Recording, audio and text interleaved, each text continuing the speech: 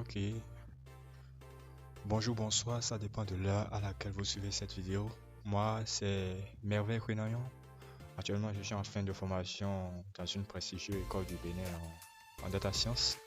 Je m'en vais au cours de cette série tutoriel vous présenter un peu les outils ou bien les prérequis, les compétences nécessaires pour pouvoir aborder le domaine de la science de données.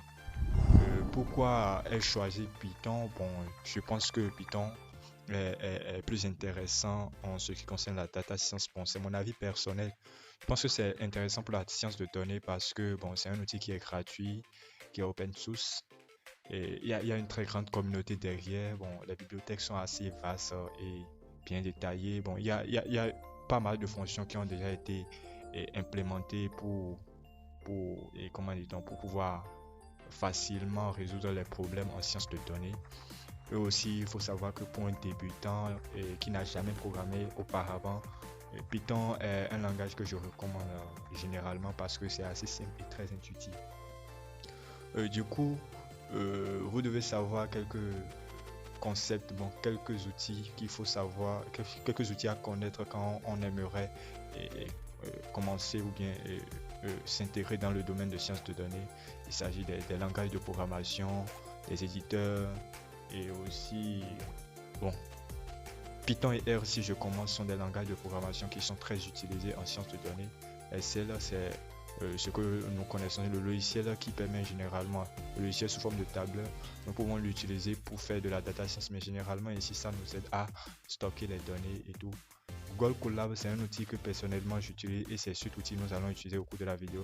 C'est un éditeur de code bon, créé par Google qui nous aide à vite compiler, bon, vite commencer déjà les études, à réaliser des projets de data science, à compiler déjà, à écrire du code Python et à l'exécuter facilement en un rien, en un clic seulement, pas besoin d'installer le logiciel. Bon, il y a aussi Jupyter Notebook que vous pouvez installer sur votre PC en local. Là, vous n'avez pas besoin de connexion comment et si vous étiez sur Google Colab qui nécessite de connexion.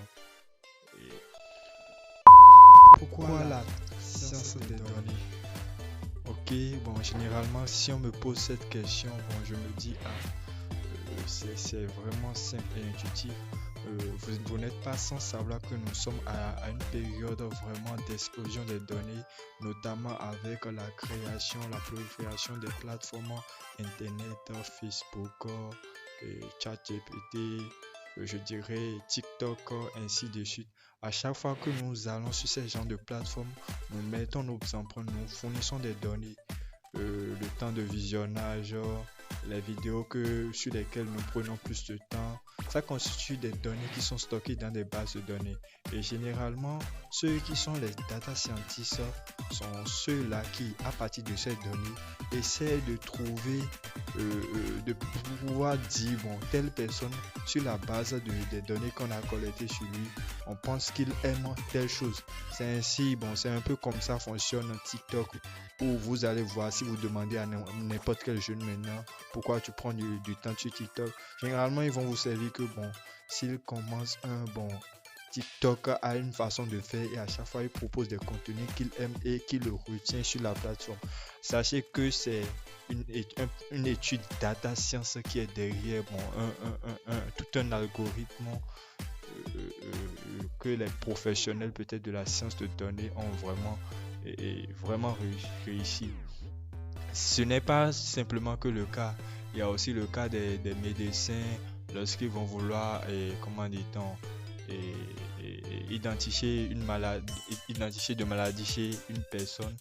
Bon, à partir déjà des données aussi, on peut déjà quand même, si j'entre telle caractéristique dans mon ordinateur, je dis la personne est de yeux rouges, il est de taille élancée, il est de peau noire.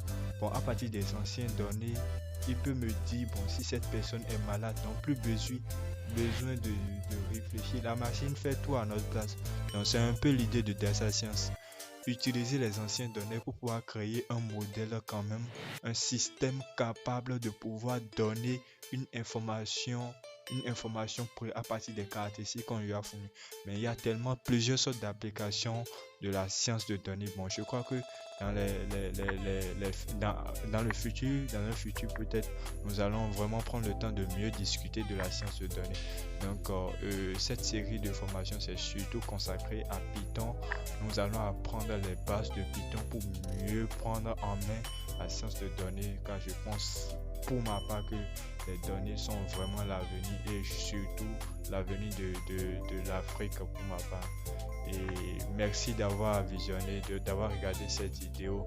Si vous êtes nouveau sur la chaîne, n'hésitez pas à vous abonner et à activer la cloche de notification pour ne pas rater nos prochaines et aussi être informé des anciennes vidéos qu'on a mis sur cette chaîne.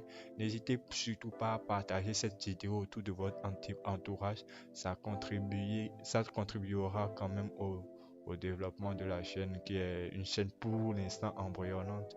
Donc, merci bien et à l'épisode prochain.